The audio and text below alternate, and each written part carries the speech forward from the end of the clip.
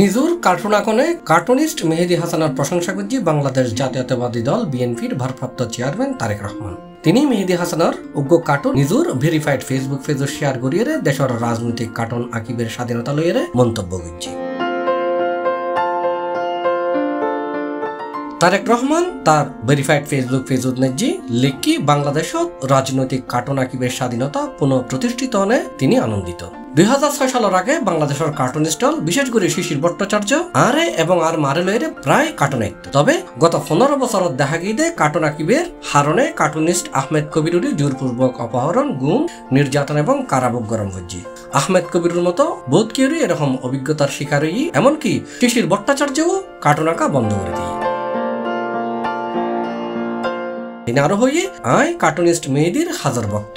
আয় শিশির ভট্টাচার্যের কার্টুন উপভোগ করি এবং আশা করি তিনি শীঘ্রই নিয়মিতভাবে কার্টুন আঁকিবে ফিরে আসবেন।